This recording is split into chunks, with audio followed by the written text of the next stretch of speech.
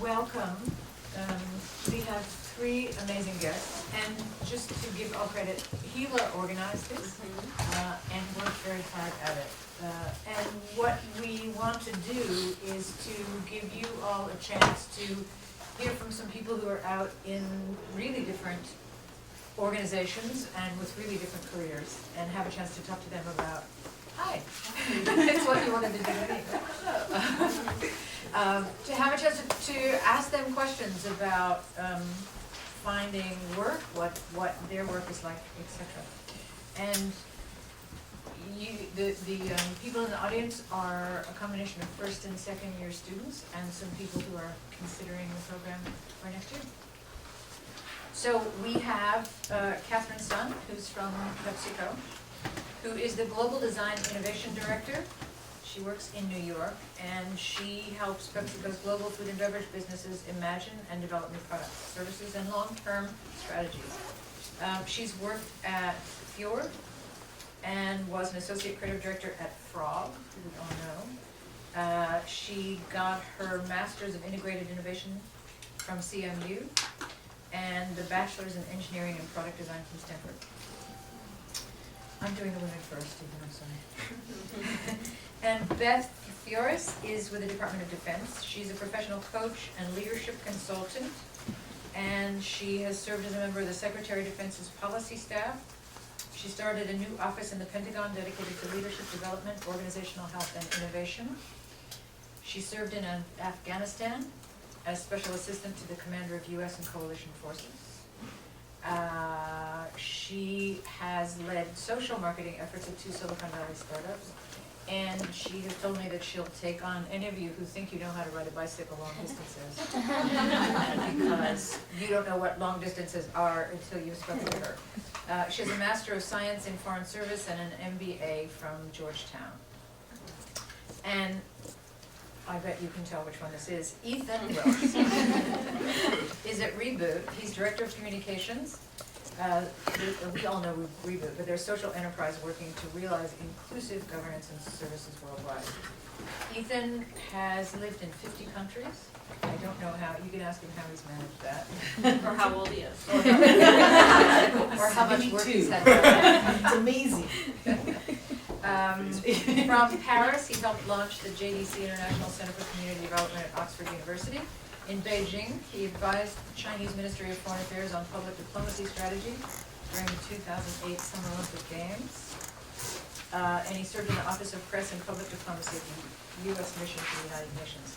He's a graduate of American University of Paris and holds a Master of International Affairs from Columbia. SIPA are partners of Just Last Weekend. So, in whatever order you would all like, we've asked these, our panel to spend 5 minutes just telling you about their work and what they do, and then we'll have questions. Want to go in the same order we did? Sure, Okay. I'll go first. So I work at PepsiCo, big, giant, mega, gigantic global corporation. But I work in a new global design studio right here in Manhattan that's less than a year old, and it's actually, shockingly, a new competency to PepsiCo. So previously, PepsiCo outsourced all its design. It hired consultants and agencies to do all its design internally, externally, and now have realized the importance of doing that, bringing that in-house. So they hired this chief design officer, Mauro Guccini, amazing, elegant, colorful Italian man and designer and strategist. And so he's built up this studio, and within that studio we have product designers, brand designers, strategists, and an innovation team. So I'm on the innovation team that is responsible for looking at long-term strategic growth initiatives across all the global food and beverage and nutrition brands, which includes the PepsiCo family, Frito-Lay, Gatorade, Tropicana, and Quaker. So quite quite a bit, and includes a bunch of small sub-brands that I didn't know until I started digging deeper, like Naked and Busy and things like that. So it's an incredible opportunity to actually get into an organization that has tremendous impact across the world. I was pleased to see that when I got in, it's more than just pushing high fructose corn syrup products out there. They really are looking out for where things need to go as far as food, beverage, and nutrition. So that's roughly at a high level what I'm doing. Shall I? Yeah. Okay, so I should start with a confession that I actually am not at the Defense Department anymore. I'm a what I call a recovering Fed. And I was there for 9 years, had many different jobs while I was there, to include the ones that were mentioned. But I was asked to speak a little bit about systems thinking and how that relates, and kind of what I learned from leading a change effort in the federal government. So I thought, though, I would start off with a quick story about my time in Afghanistan that I will try to relate later. So as Cheryl said, I was in Afghanistan in 2005, and I had a big, long title. I was a special assistant to the commanding general of U.S. and coalition forces. And when I arrived in country, they said, here's the scribe. So as scribe, my job was to be at the general's hip, and the general's job was to be everywhere in the country. Okay, so meeting with Afghan governors and NATO officials and visiting troops across the country, which meant that I had to go everywhere in Afghanistan.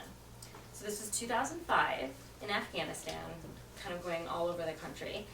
And I was kind of like, what is a girl like me doing in a place like this? And I remember one weekend, the general, who kind of routinely traveled all over the country, said, we're going to go to Nuristan. And Nuristan is a province in northeast Afghanistan bordering Pakistan. And it's actually beautiful. It looks like Colorado. Majestic mountains, green forested hills, just the river that snakes through it. Except that at the time there were no roads to get there. So that posed two separate problems. One was that we were going to have to take a helicopter there, and in the heat of summer the helicopters were going to have a hard time getting up and over the mountains. And the second problem was that because there were no roads, Nuristan ended up being this place where kind of the bad guys could hang out beyond the reach of the government's arm, relatively undisturbed. So I was scared.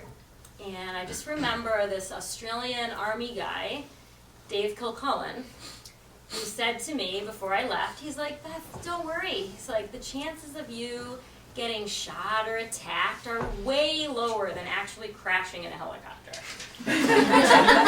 Great, thank you, Dave. So the day of the trip came and I showed up. I got my bulletproof vest, my Kevlar helmet. I had called home just to let the parents know that I wasn't going to be in touch for a while. But my heart was pounding. And I had this voice inside my head that just kept saying, you don't have to do this. You're a civilian. You're here voluntarily. You can walk away. But I didn't walk away. And I also didn't take the opposite approach, which was to kind of puff up and kind of exaggerate my bravado and, as they say in the military, like squash my fear, crush it like a bug. Man up. Man up. I did not take that approach. Instead, I kind of experimented with something else.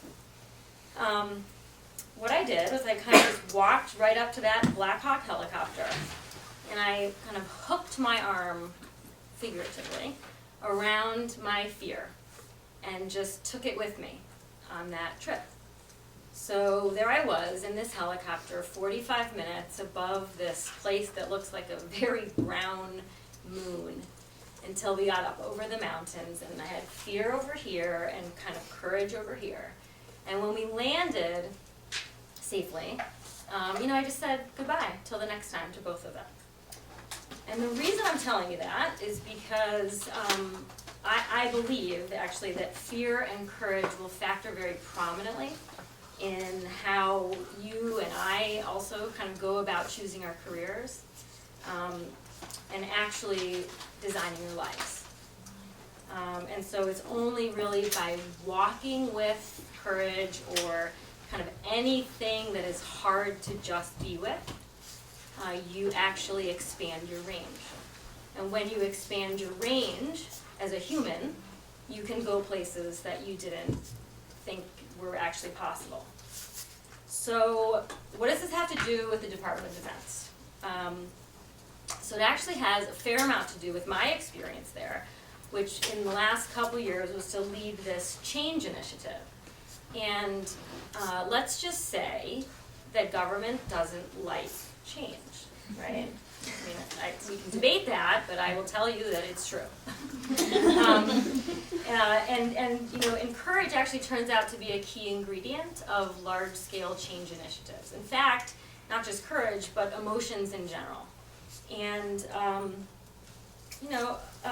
emotions, I think, remain, maybe everywhere, but also a lot in government. They remain kind of the elephant in the room.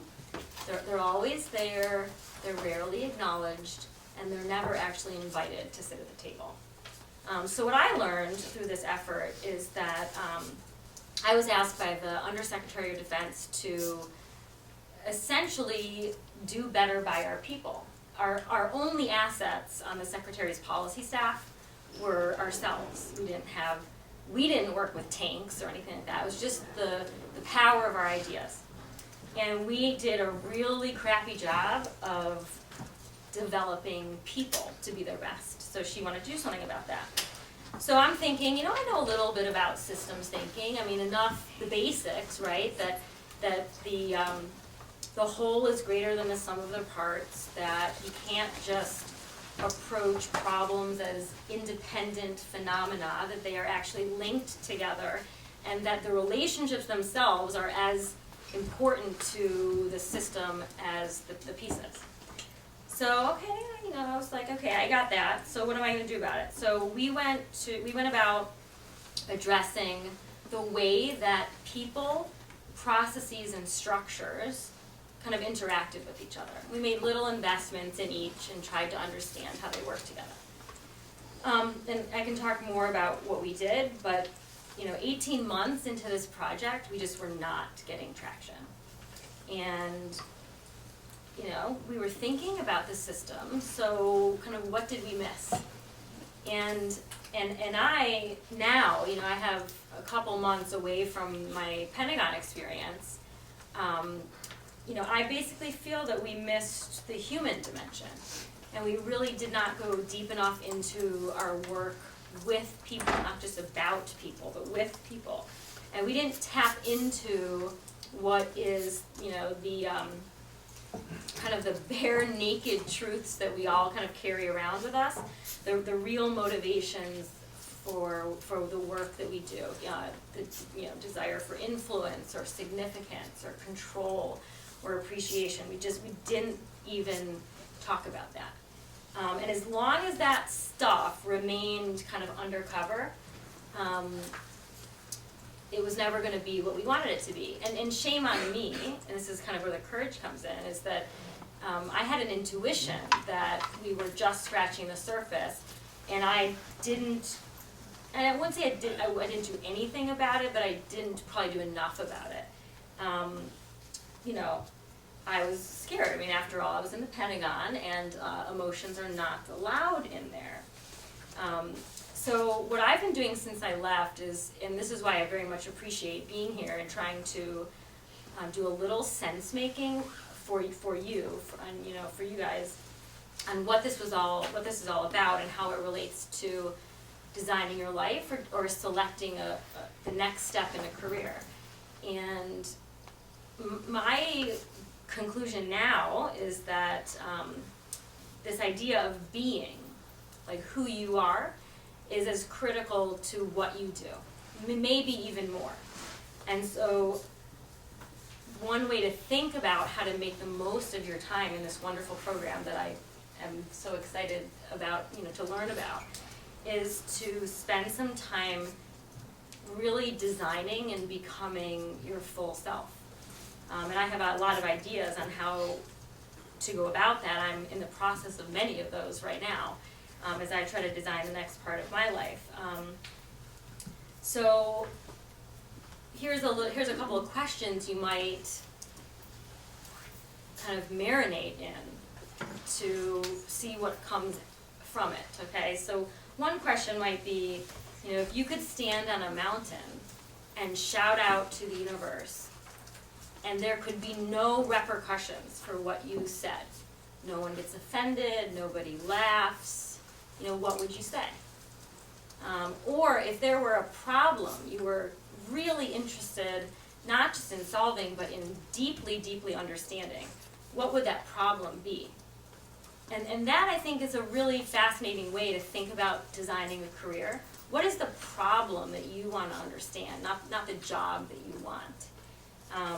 And so, you know, my you know, whatever it is, a wish or an invitation or just a crazy idea would be to spend a year or, you know, while you're here in the program, designing yourself, you know, who you are, not just what you do. And I truly believe that when we become on the outside who we are on the inside, that's when we, you know, dent the universe. And you guys are all here to make an impact on the world. And so I hope that helps. That's not really a lot about the Pentagon. There are a lot of you know, war stories I could tell about the Pentagon, and I'm happy to do that. But I think it was an interesting observation coming to a school based in design about what, you know, how to turn that in on yourself. So that's Great. it. You gotta follow that. I don't have any helicopter stories. 50 countries, no helicopter stories? Yeah. I did a lot of walking. So, how many of you have heard of Reboot here?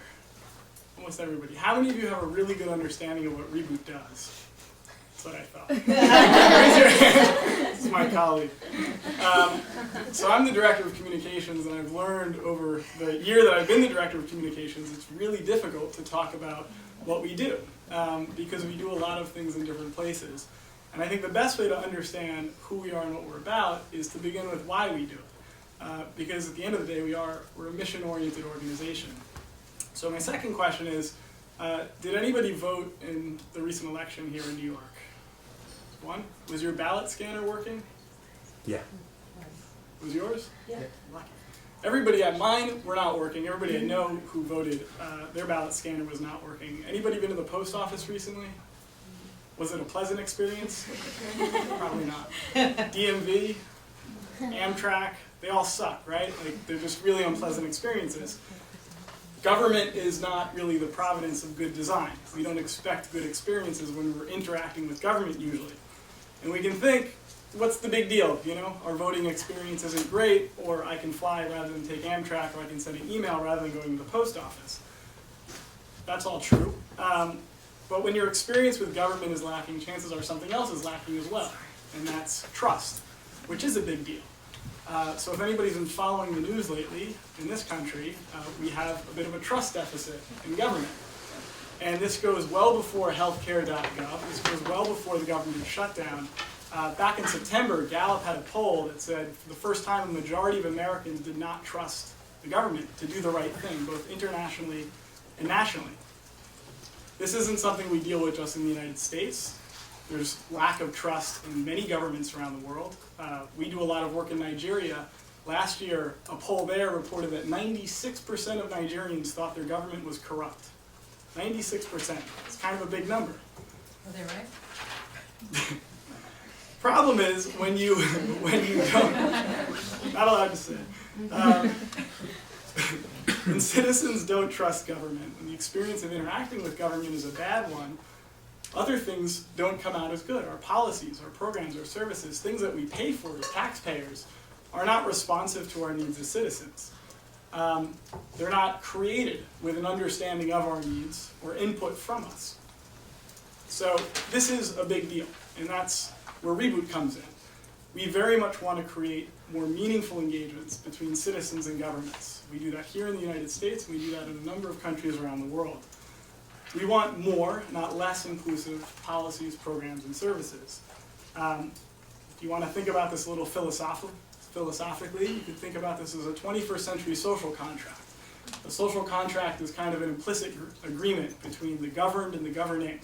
So it basically says, I'll pay my taxes and vow not to violently overthrow my government if you give me health care and security and a decent post office, or maybe a train every so often. You don't get a social contract without social. It's inclusive by definition. So we exist to bring that inclusivity into governance and services. We use design in a lot of our work, many of the different disciplines of design, because design helps us think about creating experiences. And when we're thinking about interacting with government, again, it's not just how is the policy written or what does the service look like, it's ultimately at the end of the day, how does that affect the user? How does a person, an individual engage with that, and how can you create a positive experience so that they have greater trust and they feel included in the process of governance that affects their lives. We do design research, we do communications design. My colleague Jen is sitting here, who is responsible for a lot of that. We do service design, we do interaction design. We pull from a lot of other disciplines as well, not solely design, but these are things that inform the work that we do in creating better relationships between citizens and government. So I'm going to stop there because I know you guys have questions, but I'm happy to talk through any specific engagement that we have or specific project, and that's all. Thank you. So in this audience are people who want to do really different things.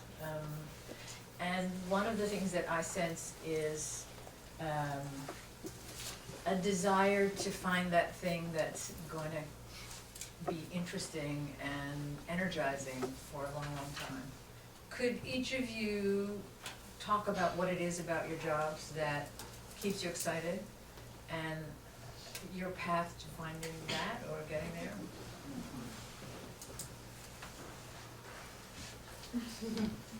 I'll go, nobody else. I don't know what I'm doing every day. I go into an organization that is changing every day, growing every day, and I have to figure out a new part of my role every day. And that's incredibly challenging, but also incredibly stimulating. Everything that I've worked on, I've been there 1 year, has been built for the first time. If we're giving a big speech, that's not something that's been written before. That's something that has to be written. All of the messages that go into it have not been defined before. Those are things that have to be defined.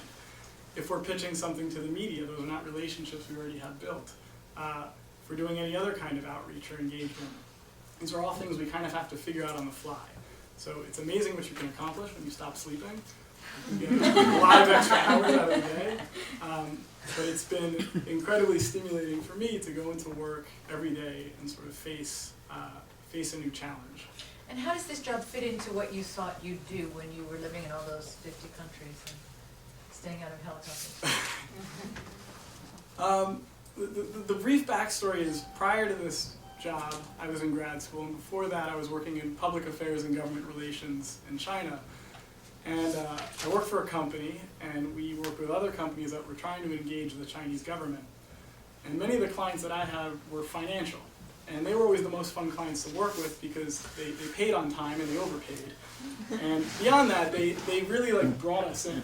They brought us, a lot of clients would just ask you to, you're an outside contractor or consultant, they'd ask you to fulfill some certain thing and then they wouldn't tell you the rest of it. But these guys, they were like, what they were trying to do hadn't been done yet, and they were trying to figure out how to do it. They were pursuing certain types of investments that perhaps, it's not that it was illegal, but there was a lot of legislation that hadn't been regulated yet, so how do you get inside a certain industry? And we were that bridge between them and the government, trying to figure out how their business objectives aligned with policy objectives, and ultimately down to the person that they're meeting with, how could they go in that room and tell that government policymaker, this is how we're going to make your life easier. So I thought that was a lot of fun, and I wanted to do more of that, but I knew absolutely nothing about finance. I spent enough time in China to get the communications aspect, the politics, the economics, but I didn't know anything about finance. I didn't know the difference between an investment bank or a commercial bank.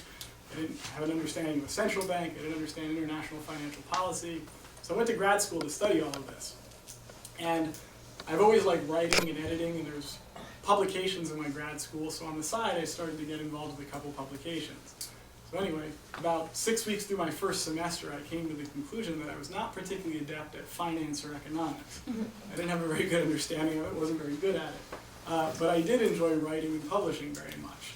So, short story is I stuck with the finance for 2 years. I sort of grinded through it.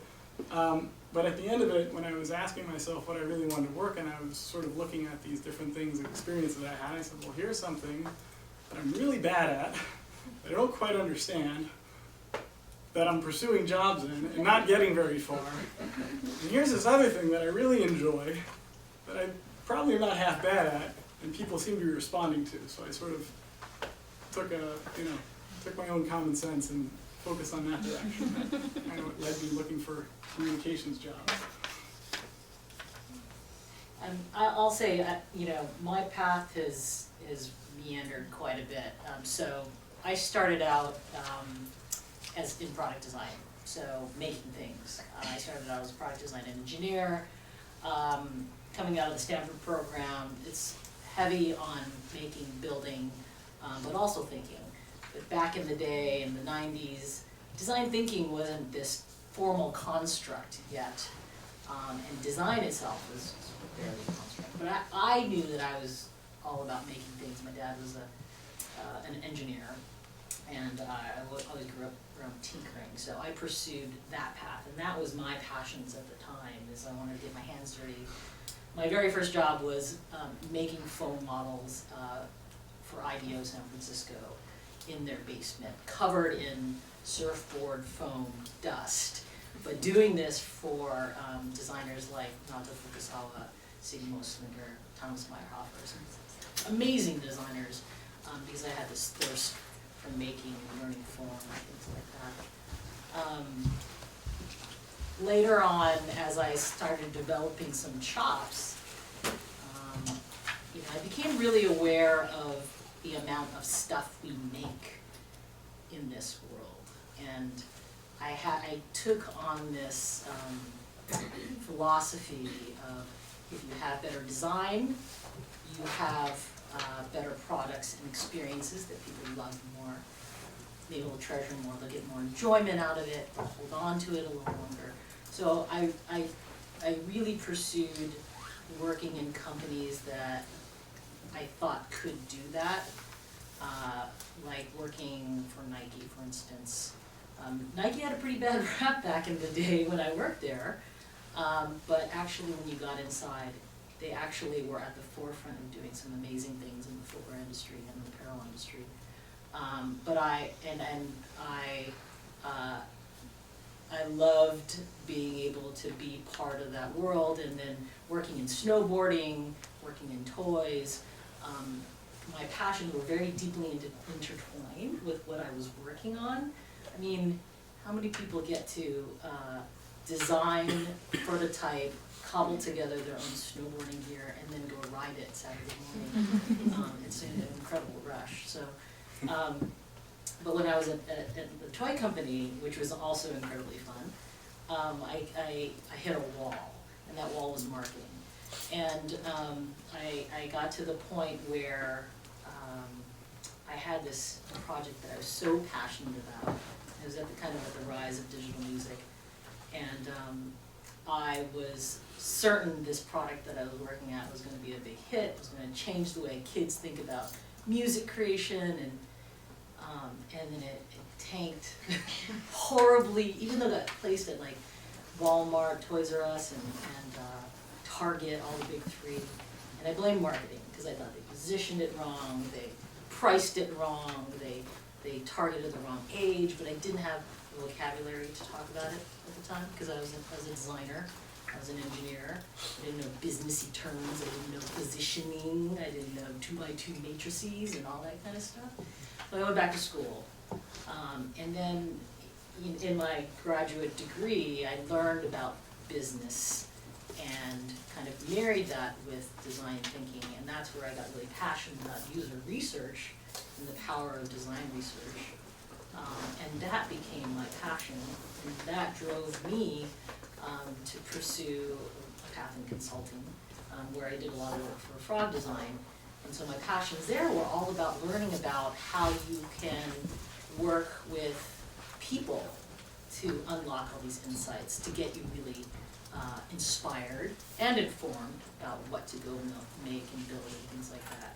So my time at the consultancy was all about methods. It was all about it's like flexing muscles in design research and trying to lead that to strategies. And that kept me incredibly engaged for like 4.5 years, because it was all about different ways, different industries, different problems that you can apply these methodologies to. And then after a certain period, I realized in a design consultancy, you can only have so much impact. You can only take product and idea and innovation so far, because you're not the one who's going to carry it out in the world. So I became really interested in going back in-house, because I knew I had a little taste early on of what corporations can do. And that's where I landed at PepsiCo. So for me, it's about impact. So what I'm really interested in is how an individual in a team that works in a business unit could possibly create something of value to both people and the business. It's an incredibly fun challenge. Well, one theme here is that I have also taken a very zigzag route through life, and maybe that is an insight.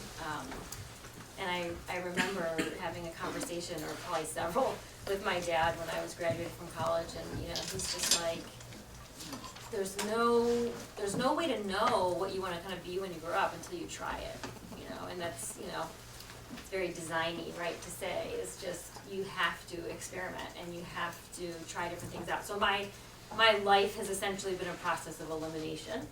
And it's funny hearing, Ethan, your story. I actually started one of the companies I worked at was GovWorks way back in the day, and that was when the internet was first like a thing, and we were trying to revolutionize the way that citizens were interacting with their government. It was like the first paying parking tickets online.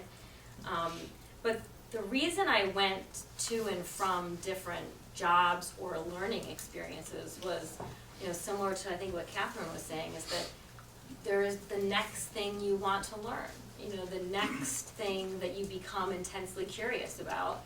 And usually it ends up working out that it will, it makes sense.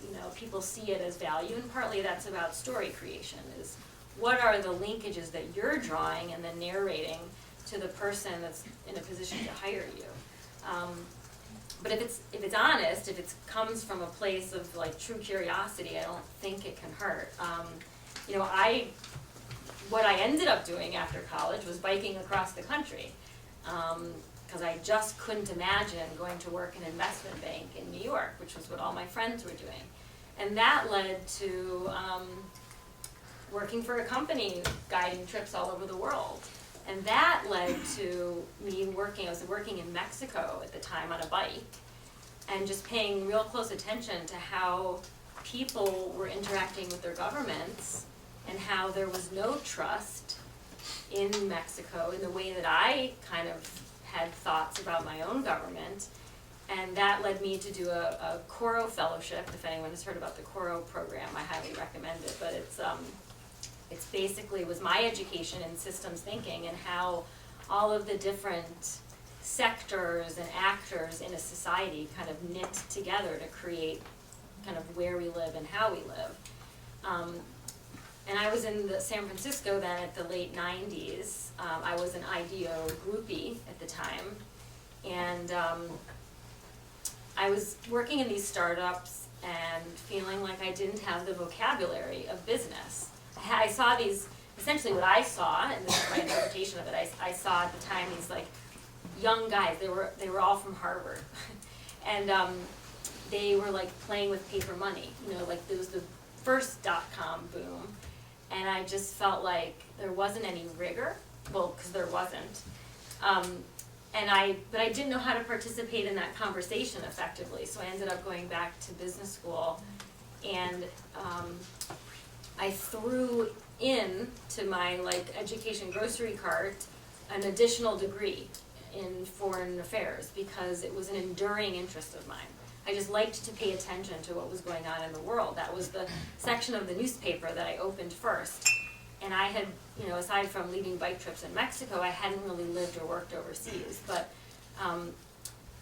so that was in 2004. I graduated. I was in Washington, and I kind of wanted to give this government thing a shot. And that was just really about feeling like I wanted to have a big impact on the world. I felt that government pulls a lot of the levers. And they do, but sometimes they're kind of really clunky about it. But had you asked me 5 years before if I thought I was going to be a bureaucrat, absolutely not. And when I told my dad that I was going to the Pentagon, he almost, that's when he told me that if he hadn't had a bum knee during Vietnam, I would have been Canadian. So that was all messed up.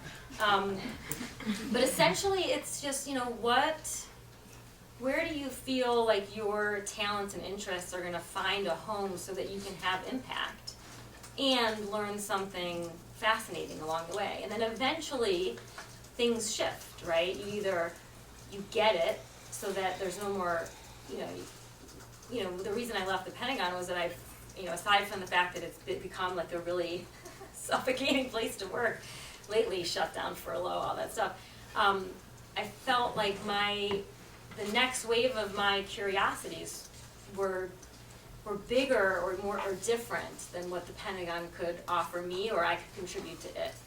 And so I just, it's kind of odd to say I felt like I outgrew the Pentagon, but it feels like that in a way. And I'm doing, I'm unemployed right now because I basically I wanted to buy freedom in my life to redesign the next phase. And so I'm in a position not altogether different from you, I'm just older.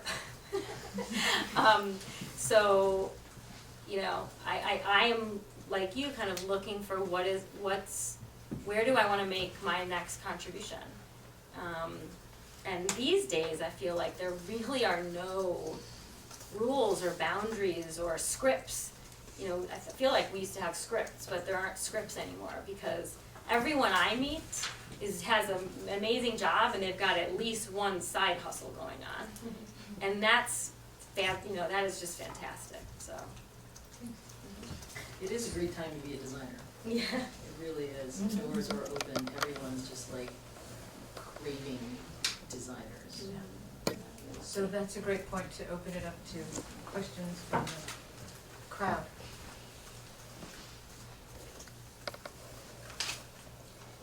So this really goes for both Beth and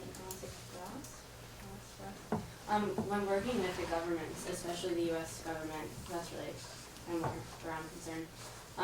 Can you speak to what it's like to deal with a group of people that are so stubborn, and really when you kind of want to change policy and you offer them a solution, you say, hey, well, I see this is affecting a group of people this way. Do they listen? And kind of what is your best advice for going about a career with government and design and being a designer and offering them your views of the world, because most people in government don't know design. They aren't design thinkers. They're really straight-laced. I went to Harvard, I went to Stanford. I studied business or economics, and that's that. So. I can speak to at least one slice of it. So let's see. The good news is that government definitely lags in this area, but there is, the next generation, the younger generation of government workers are not immune to the phenomena that are happening all around. And Gila knows a lot of these guys in Washington from her past life. There is now an innovation lab in the sub-basement of the Office of Personnel Management, which is the most boring looking building with a little Silicon Valley in the basement. And one of the things that I did while I was there is kind of start this informal federal innovators network of, these are like insurgents, right? These are like hidden change agents in these awful bureaucracies who, like you know, want to make an impact on the world and know there's another way than the linear way. But it's a lot, I think it's a lot harder because it's like pushing a boulder up a hill. And frankly, I think without even knowing it, I grew skills in becoming a very effective operator from within the system. I mean, you have so many constituencies within a single department, much less the government, and when you're, you know, across the government, and when you're making national security decisions, you're not just talking about the Pentagon, there's 1,000 other kind of stakeholders, and so you become really adept at understanding the stakeholder maps and, you know, interests and assets, and kind of communicating and putting it all together in a way that makes sense. And you know, the last thing I'll say is that no matter what sector you're working in, I really believe that all work gets done in relationships, and so those skills really transfer. And if you are interested in going into the government, there is a great program that kind of cuts through a lot of the red tape, which is called the Presidential Management Fellows Program. And you're eligible within 12 months of graduating from an accredited just about any master's degree program in the country. That's how I got in. So I can say more about that, or I think it's like pmf.opm.gov or something. Just because we need more acronyms. I could pick up on that. Politics is everywhere. You put 2 people in a room, you get a conversation. You put 3 people in a room, you get politics. That exists everywhere in every organization, and especially exists in government. Whether it's electoral politics or any other kind of internal politics, it's usually the politics you don't see that are the most significant. This goes back to the point of relationships. Relationships are everything, and understanding the language of the people that you're speaking to and what their interests are, their political interests, is incredibly important. So what we see in our space very often, whether it's here in the US, in terms of, I don't know, somebody building an open government app and saying this is a great thing, government should adopt it, but then government doesn't adopt it because they have no use for it. Or in international development, where the World Bank or the United Nations comes in with billions of dollars or hundreds of millions of dollars and say, here's this thing that we're going to do for you and it's going to make everything rosy, but that government really doesn't care because it's not in their interest either. These things fail because they're not taking into account the local context, the local politics, the local interests. So in a lot of the work that we do, it's mapping those incentives, those different interests, finding out what's going to bring somebody to the table. I'll give a very brief example of a much, much bigger project, which I can speak about at length afterwards if anybody's interested, but part of the work we're doing in Nigeria is on transparency of public spending, in an area that, as I mentioned before, 96% of Nigerians think their government is corrupt, so this is not an area that's like very open to transparency and fiscal accountability. The World Bank had come in and did a number of different initiatives that the government there was not responsive to at all, because they're basically coming in as outsiders and saying, we're going to spend this money to help you do this. And the government says, well, we'll take your money and we'll sign on the dotted line and pretend we're doing whatever the hell it is you want us to, but we're going to keep going about our own business. The way we came in was to look at it through their own capacities and capabilities. And what we produced as a research product was basically to pitch to the government, not here's how to make your finances more accountable, it's your political mandate is to build roads and schools. You've done a lot of good work, but you can do it more efficiently because money's being squandered in the system. So we went and did this research and we found where the gaps are. And if you take these recommendations, you can build more roads and more schools more efficiently for less money. And at the end of the day, whether that's money they want to put in their pocket or money they want to put back into more roads and schools, it's still in their interest. And for us, there's a public output at the end of it. So even though it's murky and gray perhaps, we're still getting roads and schools, we're still getting public services. So that's, when you're dealing with government, you have to figure out what's going to be in their interest. Why do they want to come to the table? It's not because you're innovative or have a great idea, it's because it's in their interest. I'm going to ask a follow-up question that's a little similar. I mean, what is it about government culture or systems? Because you talk about politics, you talk about bureaucracy, you talk about communication, efficiencies. What is it about the government itself that is set up that makes that friction with design thinkers and design? Because, for instance, I read this great article about healthcare.gov, and And one of the challenges that they were saying is that the procurement process, right, the contracts that they grant, that process of creating the contracts to get the right people in to design the thing is just wrought with problems. So that could be a core problem because the idea is Obama is like trying to think like a startup. He's trying to do breakthrough things with healthcare, but to get the best minds, to get the best talent to do great design, the procurement process and the contract process is prohibitive to that. So I think you have to go one step beyond that. Why is the procurement process that way? It's not just to create a bunch of red tape. Government tends to be conservative, and with good reason. You know, when you think about government's founding purpose is to provide security, essentially. So you don't want to be startup-y and innovative with security. You want to be secure, and there's ways to do that. And when it's issues of life and death, you don't want them sort of tinkering around the edges. So I think there's a culture of just conservativeness that's inherent in government that's manifested through things like the procurement process, where you're looking to make sure all of the T's are crossed, all the I's are dotted, and there's no scope for error. is that it? Is it there's no room to fail? And when in one of the mantras of design is like fail early and fail often. Failure's not an option where I work. Yeah. I mean, That's Yeah. interesting. the army.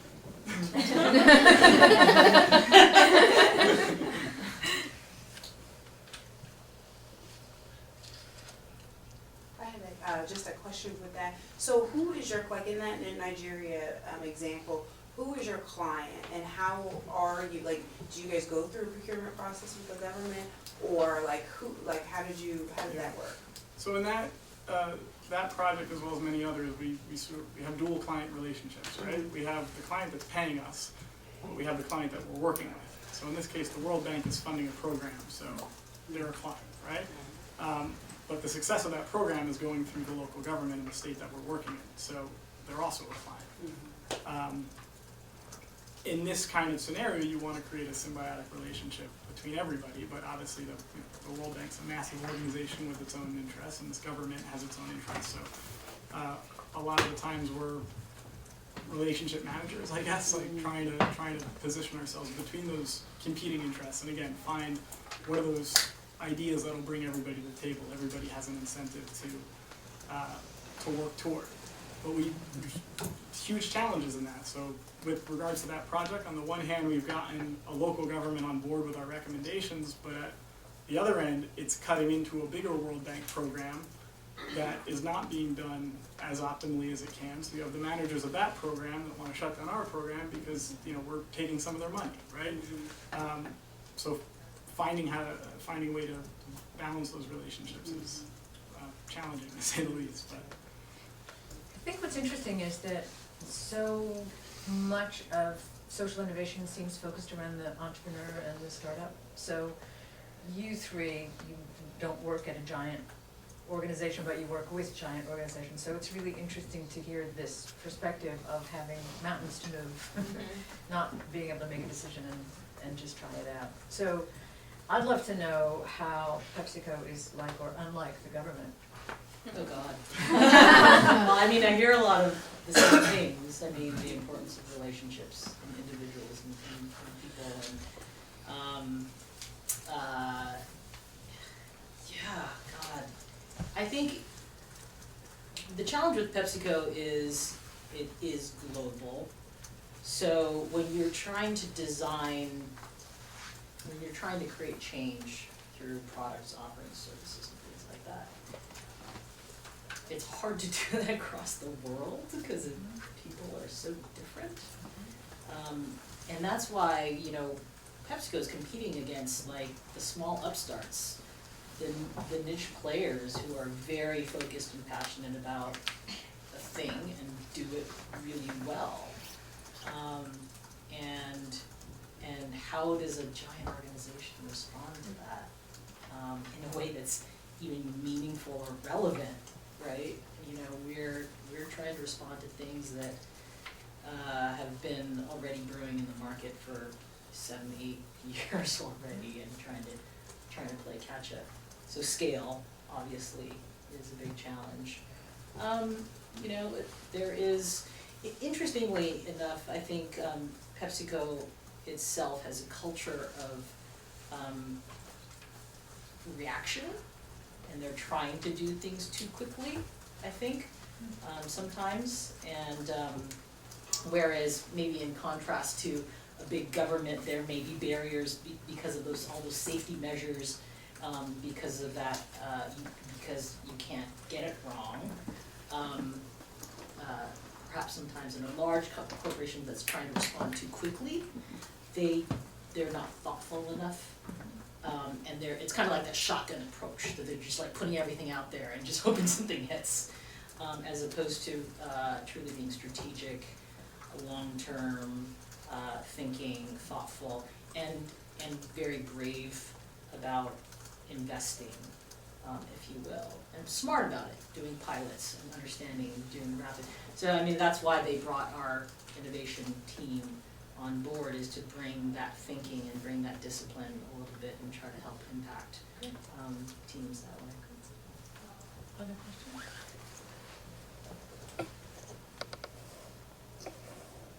Could you actually speak more about the work that you do, your team specifically? Yeah. And also, since PepsiCo is such a large corporation, we had someone from MTV come here a few weeks ago, and it's really interesting to hear about how an organization that has that much of a reach, the kind of work they can do in terms of just communicating with people and with huge Absolutely. audiences. Yeah, so our job, it's critical. We have a very small team.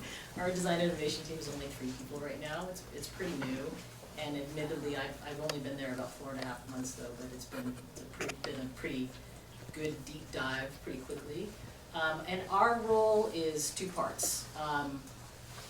Content and culture, if you will. Content is the thing itself that you're trying to design, create impact, and then culture is, as we're talking about, is really educate around front-end thinking, front-end innovation, design strategy, and so it's a big challenge. So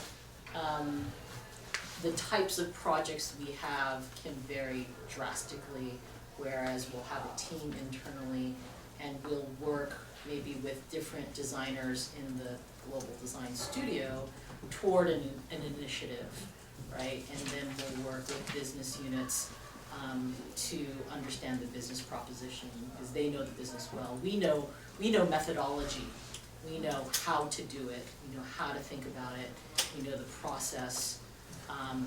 And so it's a very close collaboration with product teams and business units to understanding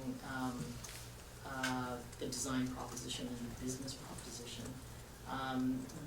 We tend to think, we're trying to think 3, 4, 5, 10 years out. So thinking about the future of hydration, thinking about the future of energy management, thinking about nutrition and what that means for different age groups, and not just traditional, how do you make a better bottle and shave off like weight and plastic, and that's all important too. Then also thinking about other developing countries, how hydration systems might come into play, or thinking about the future of the potato, I don't know, things like that. And then there's a whole education part of it, because if you're in this massive organization, you need to learn where they're coming from, how to work with them, and there's all these really subtle nuances, because sometimes people use the same words, but they don't mean the same thing. What does insights mean? What does innovation mean? What is design? I mean, design, God, it's great because design spans such a continuum now, right?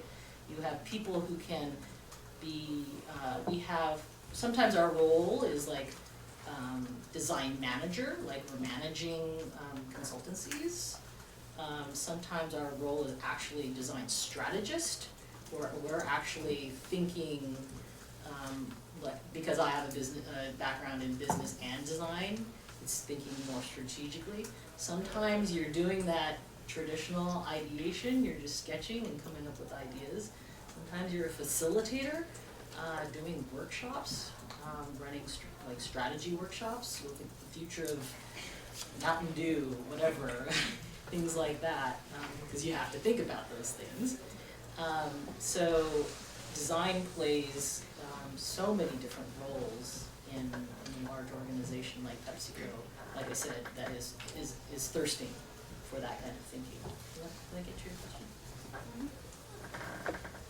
Can I just ask a quick question related to that? I'm just curious how much play there is within the Design Innovation Lab to suggest those types of ideas, or how much are suggested to you to play with?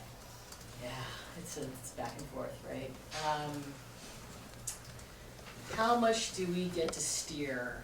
I think a lot, actually. It's surprising. I mean, I think you talk about permissibility, right? And thankfully, we have really great leadership who have identified a chief design officer with a lot of credibility, who understands large corporations, has built this organization and empowered them and given them credibility to say, we know our stuff, and this is how you should do it. But we also get pushback, of course, this is what I'm saying, is you got a lot of smart business people who know their stuff. They know the history of ideas, and there's a lot of ideas. Like, ideas come from everywhere, and companies are not short of ideas. It's really what you do with them and how you implement them that's a huge, huge challenge. And I think it's funny, because when I was younger, I used to think that the idea part was the sexy part, right? The concepting part was the sexy part. But you know, PepsiCo really, with all the people that they employ, they haven't had a shortage of ideas, and it takes a really good collaboration and triangulation around a team that trusts each other to kind of push things forward. So it definitely, those ideas come both ways, and come from anywhere.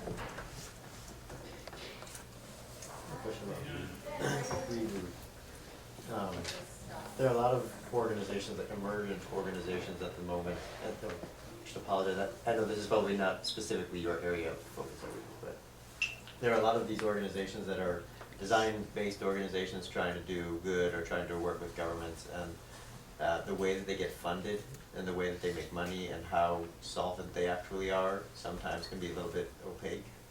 Like, I know good is a classic example, is like whether or not they actually make money doing what they do is a bit questionable.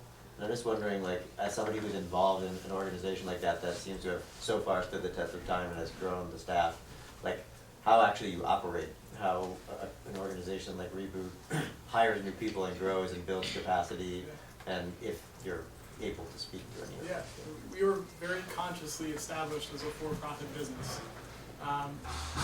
When Reboot was established, we were thinking about, as an external catalyst, what type of organization could help facilitate, again, greater meaningful engagement between citizens and governments, between communities and public institutions. And we felt, as a client services business, one, you very quickly figure out what kind of services there's a market for.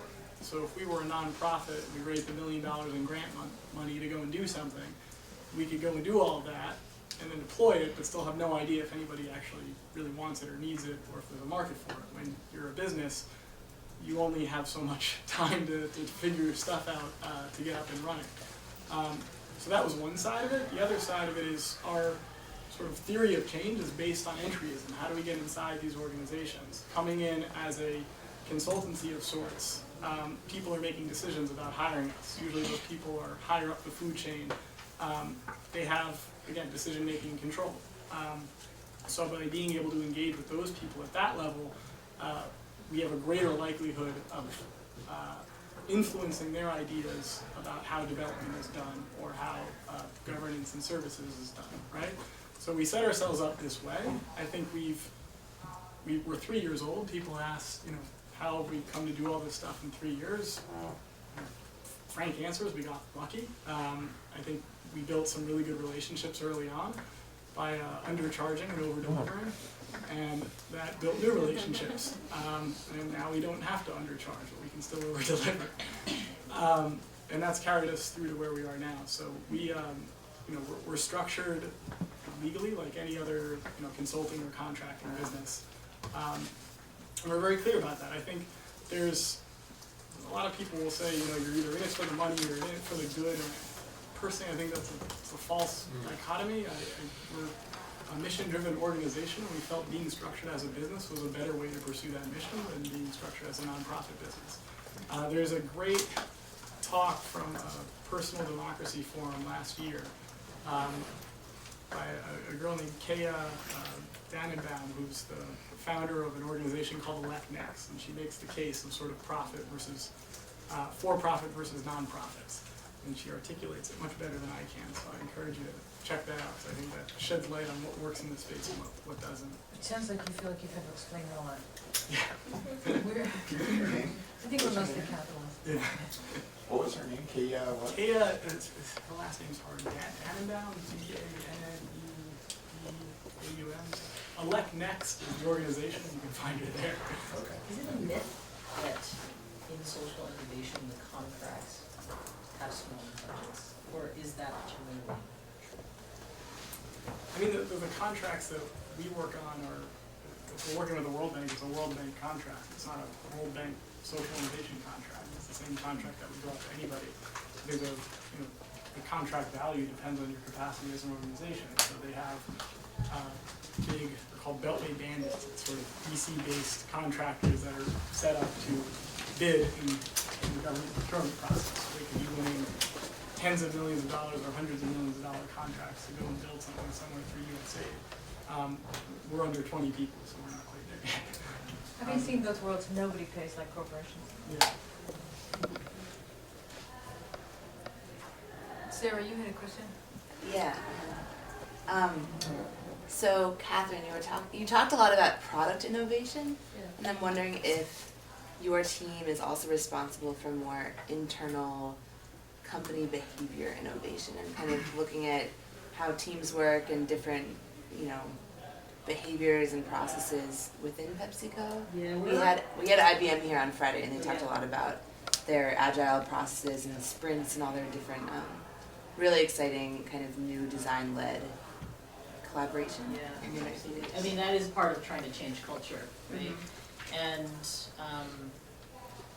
it's early days, because our group is young, but yes, we have been given permission to do that. We're actually trying to do front-end innovation training right now, starting with like our senior executives, right? To teach them how to be supportive and understanding of and patient in the innovation process, because innovation takes time, and as I mentioned, PepsiCo is a corporation that wants results because it's a fast-moving industry if you think about consumer product goods. But innovation, and I think PepsiCo realizes that innovation is more than just products. Increasingly, you talk about service design and experience, and increasingly there's more complex ecosystems that you need to consider your offerings that are part of take longer to develop. So, teaching a culture of patience is part of our education as we're doing this training and working with teams and thinking about that.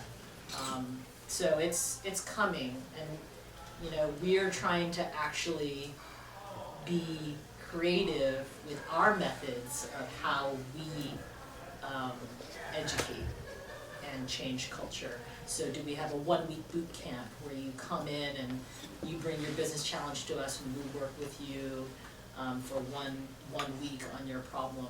Or do you run these like workshops, or do you get embedded? There's all different ways that you can work to try to help people understand.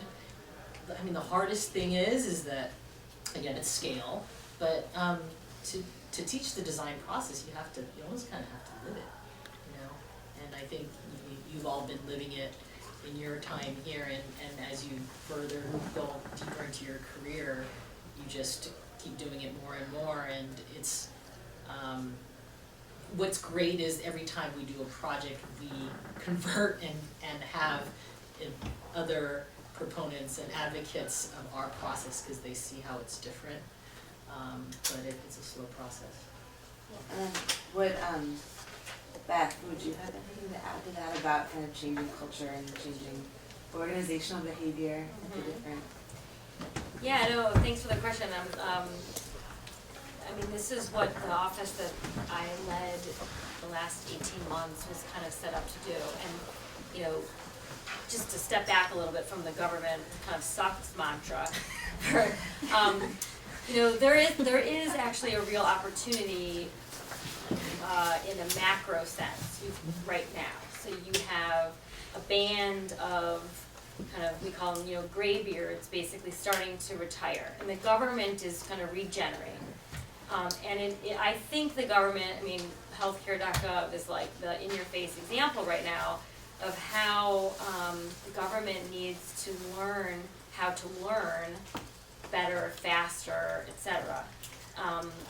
So that is a plug, I would say, for the kind of growing interest within the government of learning how to do things differently. In my own case, you know, I don't think I'm a designer. I'm not a designer, but you know, I kind of indulged myself by going to the Stanford D School for one of their programs, and I came back like all lit up, right? And so we actually experimented in my organization with how to take some of the elements of a design process and map it onto policy making. And it was fascinating.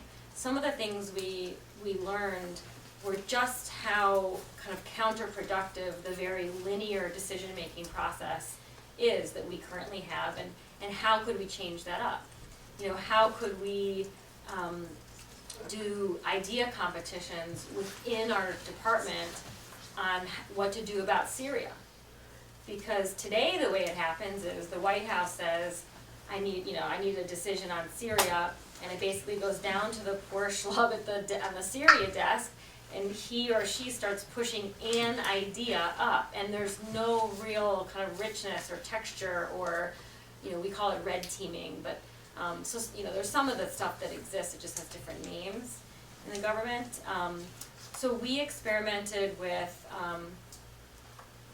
new ways to brainstorm, new ways to team across, you know, silos essentially. So, you know, just because the problem is Syria, there may be someone who just worked Mali or who just came back from Afghanistan who might have some ideas to throw into the mix.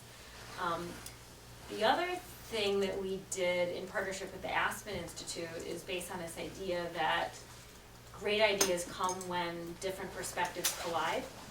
And so my office started a program that we modeled after the Aspen Ideas Festival, where we brought in kind of leading thinkers and doers from outside of the defense world, and we brought them to the Pentagon, and we invited the entire Pentagon. And this really had never been done before, because the Army sticks with the Army and the Air Force sticks with the Air Force. And so we would curate these conversations around, you know, we had, I'm blanking on his name, the lovely man, Daniel, Thinking Fast and Slow, Kahneman, Nobel Prize winning, Dean Kamen, who developed the first ever bionic prosthetic, and come and like do a huge intellectual mashup with, you know, war planners and Navy shipbuilders and Syria policymakers. And so finding ways to curate those kind of collisions is a great and relatively easy way to put a spark into the way that people, you know, ideate. So those are just a couple of examples. And people love it, I will say. There is a hunger, I really do believe this, in the government, in addition to everywhere else, for learning and making an impact, and people are recognizing that, like, the way we've always done it just isn't going to work. Hi, my name's Hannah. From the large scale and variety of problems that you deal with every day and try to help people solve. How do you, or do you, and how do you measure your success?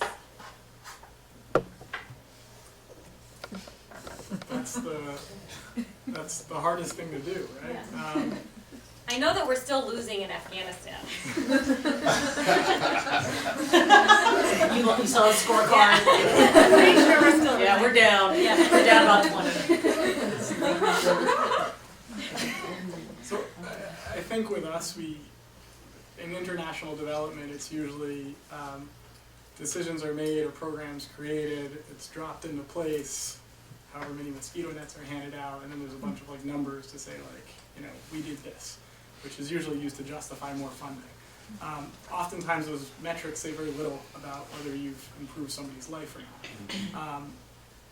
The way we don't look at it as linear, our whole sort of program design or service design process is very iterative. So along the way, we're constantly seeking to understand experiences, testing something against that, seeing how people respond to it, revising it accordingly, testing again, prototyping, et cetera, until we ultimately get something that has been created with all of, with community input, right? And by the time that's being deployed, it's something that we know people are using. So we already, from that, let's say we build an example in a mobile phone-based feedback tool, right? Once it's been deployed, yes, we have all the metrics of how many people are using it, how many messages are they sending, how often, at what times of day, et cetera. But again, that's all auxiliary to the key question of like, has this made an improvement in their life? The way to answer that, for us, it's hard to find the metrics that can make that very clear to an organization like the World Bank, but when we've spent a year or 6 months or 2 years living in that community, working with them, testing this thing throughout, and seeing a growing sense of agency within people that are using it, we know we're having an impact. Because here's something that did not exist, that was built specifically for them. You see people responding to it, engaging with us, and then wanting to use it. That's validation. So one of the challenges for us as a firm as we're getting to the point of implementing more projects is how can we capture those kinds of insights in a way that is, in a metric that is accessible to someone that's not there. It's a challenging question. We have a lot of ideas. We don't have the answers yet. It's something that we're sort of working on along the way. But I think the main theme is we don't view it as just a linear, rinse, wash, repeat, and evaluate. It's something that's integral to the whole process. We're constantly evaluating what we're doing and testing whether it's working or not. So success is like inherent in the project and the process. The goal is, at the end of the day, to produce something that's not going to fail, and you do that by failing a little bit along the way, right?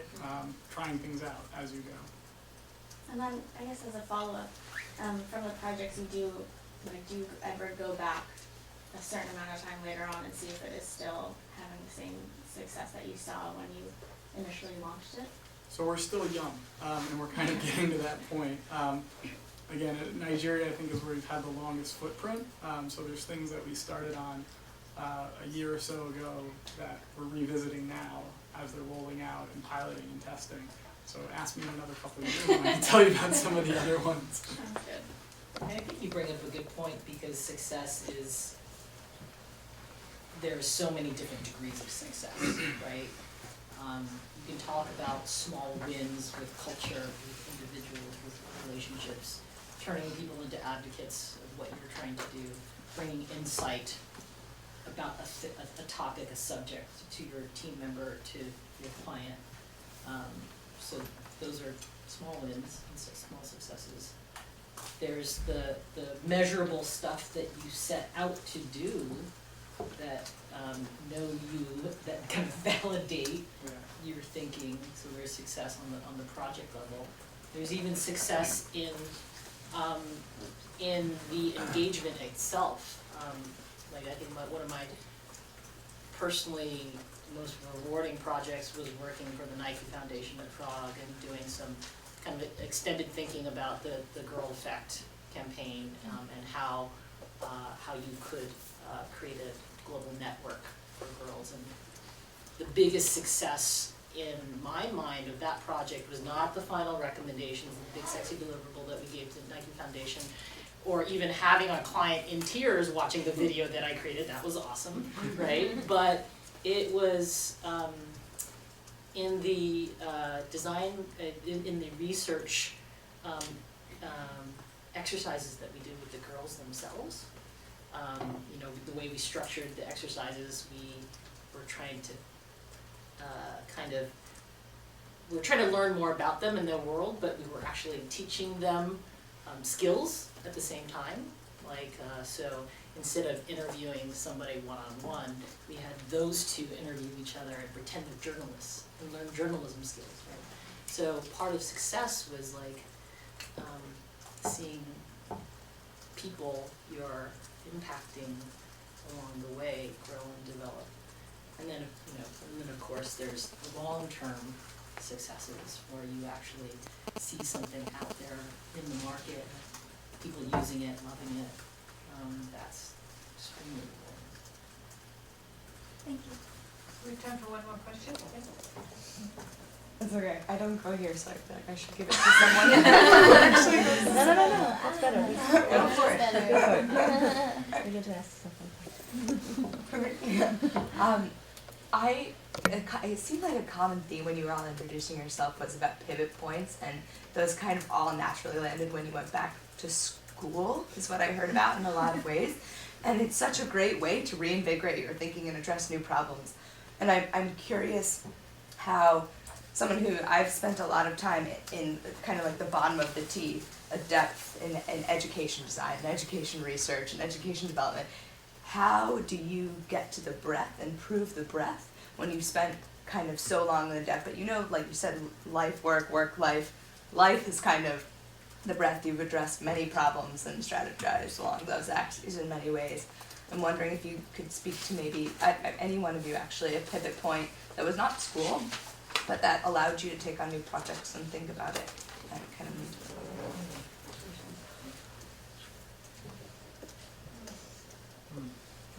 So, when I finished school, I knew two things. I knew that I was not going to work in finance, and I knew I didn't want to work in a big company. And what's interesting is New York has this amazing, vibrant startup community, and there's a lot of, within that, cool sort of social and civic-minded initiatives. And it's especially interesting that I went to a school of public policy that has absolutely no idea any of that exists anywhere. It's only, you know, a few dozen blocks from here. So while I was in that program, I actually knew nothing about the types of places that I would ultimately want to pursue work in. So when I finished, I wanted to explore this a bit, and one of the ways I used just to open the door was through the writing that I'd done. Sometimes it's hard asking for an informational interview because, I don't know, some people have time, some people don't. But if you approach someone as a journalist and tell them you want to write a profile on them, they're usually much more receptive. And you kind of get in the room as an equal, you know, because as far as they're concerned, you're doing them a favor. So you get these like really long interviews and a lot of like really substantive tidbits. So I spent a big part of my summer just kind of exploring the scene here, trying to speak to founders of different organizations, learning what makes them tick, what they were trying to achieve. By the time I had stumbled across Reboot and was talking to them, I had a pretty good idea of what was hot air, what wasn't, what was legit, what wasn't, who was doing interesting stuff, who wasn't, right? So I guess the moral of that story is sort of put yourself out there and find a way to open a door and talk to as many people as possible. I mean, I love that term, pivot point. I tell people that I'm in a pivot year right now. Yeah, slow turn. Yeah. But my moments like that have kind of catalyzed change have been really not, I mean, the first one was when I biked across the country, actually, and I just essentially, you know, graduated from Yale. Everyone was going to, like I said, investment banks, management consulting firms, and I literally got off the moving sidewalk, right, and I got on my bike, and that was just like paying really close attention to what the experience was about, and I kind of became intoxicated with this idea of freedom, and just like that's become a theme that I come back to every so often. And then by the time I was close to 9 years at the Pentagon, I started to feel like what was that freedom-like again, you know, and I just, so this year essentially is me designing the circumstances to pivot, right? And, you know, so I'm trying a lot of different things. I'm learning on purpose, you know, like I'm going to get myself formally educated. I'm becoming a coach for one thing, and I'm writing a lot.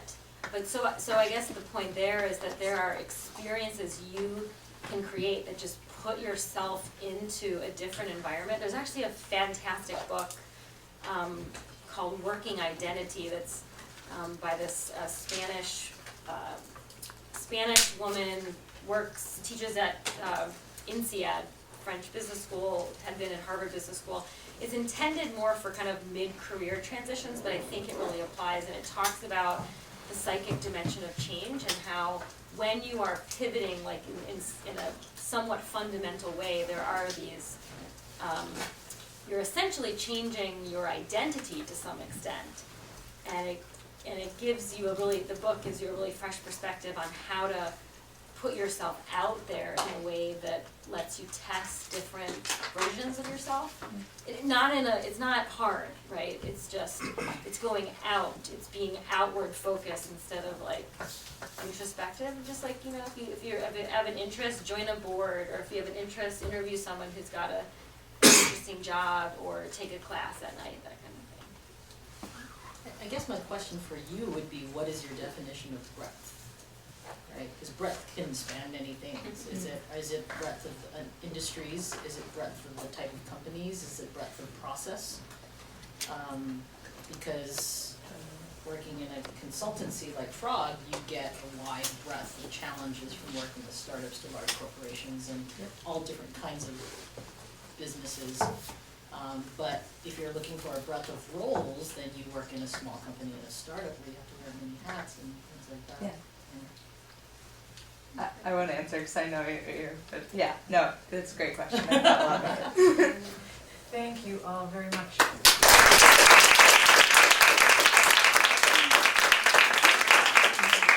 And thank you, Hila. Thank you guys.